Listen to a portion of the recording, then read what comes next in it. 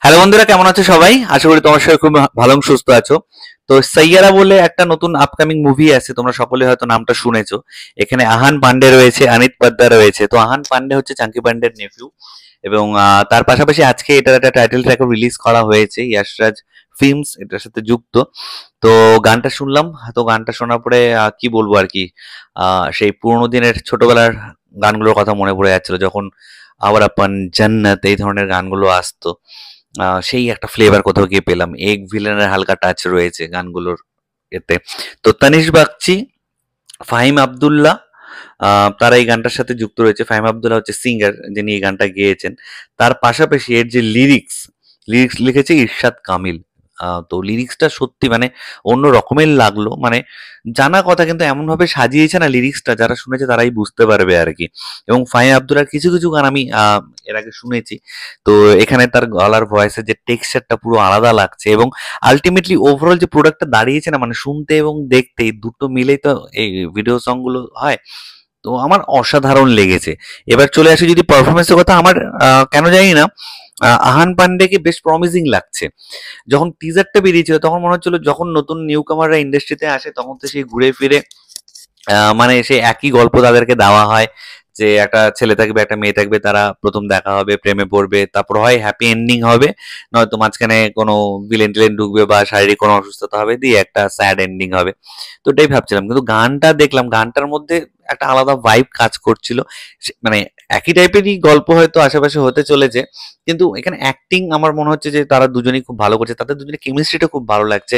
মাঝখানে কিছু ডায়লগস রয়েছে, কিছু চেঁচামেচির সিকোয়েন্স রয়ে গেছে, অসাধারণ লাগলো। যে একটা ছেলে একটা মেয়ে আগে একসাথে ভালোবাসা ছিল, এখন মেয়েটা নেই, ছেলেটা সেই রুমটাতে আসছে, মেয়েটাকে মিস করছে, পিয়ানো টিয়ানো ছুঁড়ে ফেলছে, যেটা হয় আর কি। খুব ভালো ধরেছে। আমার তো ভালোই লাগলো আহান পান্ডেকে। অমিত পাদ্দাকেও ঠিকঠাকই লেগেছে। কিন্তু ওভারঅল চলে আসছে গানটা, টাইটেল ট্র্যাকটা আমার কেন জানি না বারবার বারবার লুপে শুনতে ইচ্ছা করছে। এবং এই ধরনের গান না আমরা অনেকে যেটা করি, মোবাইলে এক দুবার একটু শুনলাম, ও ঠিক আছে। এই গানগুলো সবসময় হেডফোন দিয়ে শুনতে হয়। হেডফোন দিয়ে শুনলে গানের যে অ্যাকচুয়াল আউটপুটটা সেটা সম্পর্কে বোঝা যায়, যে ও গানটা অ্যাকচুয়ালি শুনতে এরকম। মোবাইলে তো সমস্ত কিছু সাউন্ডই আসে না। তো আমি তোমাদেরকে রিকোয়েস্ট করবো যে এই গানটা একবার হেডফোনে শোনো। দেন আমার মনে হয় তোমরা যারা আমার এজের, মানে 30+ এজ যারা রয়েছে, যারা ছোটবেলায় আওয়ার আপন, জান্নাত এই টাইপের সিনেমার যে গানগুলো ছিল, সেই ফ্লেভারটা মনে হয় আবার কোথাও গিয়ে ফিরে পাবে।